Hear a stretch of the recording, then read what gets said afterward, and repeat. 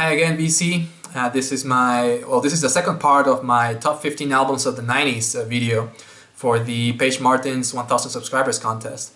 So let's now get on with number 5 of my favorite albums of the 90s. And number 5 is Sleater-Kinney with Dig Me Out from 1997 on Sub Pop Records. And I absolutely love Sleater-Kinney. I love this band. And this is my favorite album by them. And I'm really glad that they're coming back from breakup. I think they're going to start touring again next year, so I'm very excited about that. And like I said, this album is just fantastic. And what I like about this album is the emotion that the singers put in all the songs. It's just, you can just hear how deep the lyrics are in all this album by the way that they're singing. It's just amazing. If you haven't listened to Sleater-Kinney before, take a look at this album. This is a great album to start with. Dig Me Out. And my favorite song in this album is Turn It On.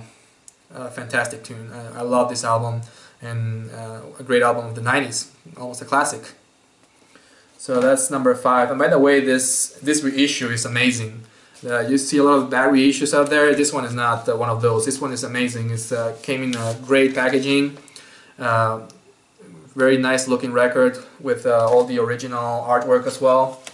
Just a great packaging and very cheap. It was like I think $16 or $17. But anyways, let's move on to number 4. And this is Sonic Youth with Dirty. This is from 1992. And this is one of my favorite Sonic Youth albums. They have a few more good ones out there. But from the 90s, this is my favorite from them.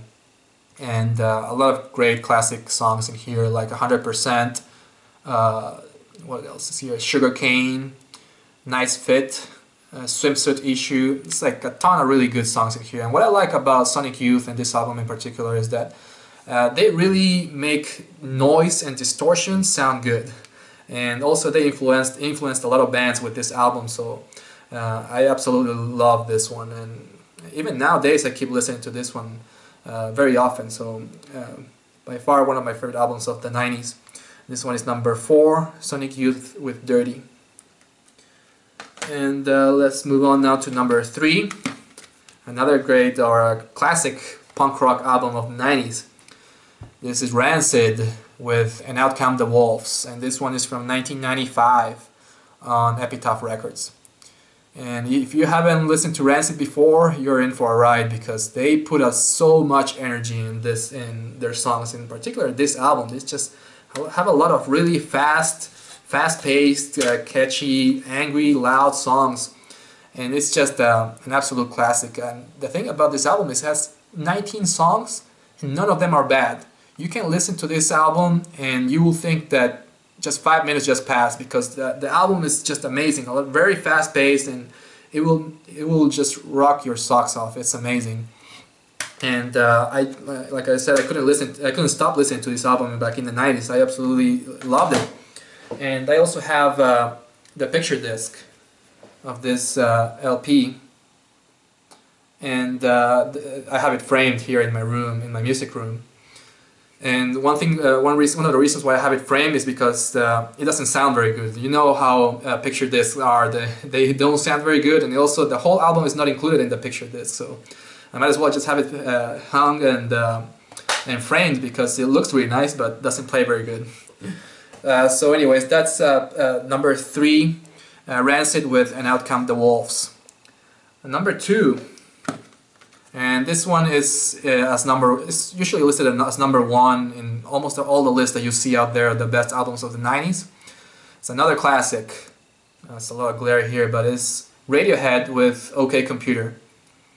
And the first time I listened to this album back in the 90s, it just blew my mind away. As in every other Radiohead album that you listen, it just blows your mind, because you can't really believe what you're listening to. It's just so innovative. It's almost out of its world. It was completely different than what the stuff that you're used to listening to, especially in the 90s. Very, very different. They definitely get some extra points on innovation. And obviously the artwork is very nice. It's very different. It's basically the definition of alternative. All the songs here are great, very different. Some of my favorite tunes are obviously Paranoid Android, and I also like Electioneering. It's a great song. Definitely is by far one of the Radiohead's best efforts, and a classic of the 90s. And that's my number 2, Radiohead with OK Computer from 1997. And finally, my number 1. Now you all know that I'm a huge Green Day fan. You probably knew that I was gonna pick Green Day as number 1, but you probably didn't know that I was gonna pick Insomniac out of 1995 on Reprise Records. And to me, this is one of the most underrated albums of all times. It's just such a good album, an amazing album, a lot of great songs out there, but people didn't really pay attention to this album at all.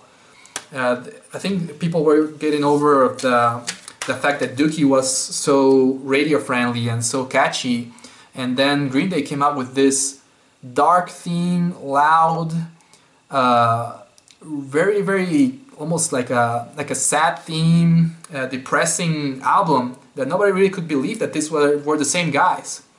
This was basically a response by Green Day to their fans or to all the people that said that they were sellouts. And what they came up with is just absolutely fantastic. In the 90s, back in the 90s, I could not stop listening to this album. A lot of songs about angst, a lot of songs about rejection. I don't know if you know the story, but Green Day, after they released Dookie, their major label debut, they got banned from playing in the venue where they grew up playing. They got banned. They said, you guys are sellouts, you can't play here anymore. And they wrote this song that is just absolutely amazing. It has great lyrics called 86. And it's because it's the 86 Gilman Street is the venue where they grew up playing. And after getting kicked out and banned from that venue, they have some of the most amazing lyrics. And it's just it's a very different Green Day album. It's very dark and very heavy and also very hard to listen. It takes a few listens to really appreciate the quality of this album. It's just absolutely amazing. And the packaging is also really nice. It has really cool artwork. It's like a little mini poster. I don't know if you've seen, but the LP also comes with the whole artwork as a whole instead of like just a piece of it in the CD. In the lyrics of all the songs. Great artwork.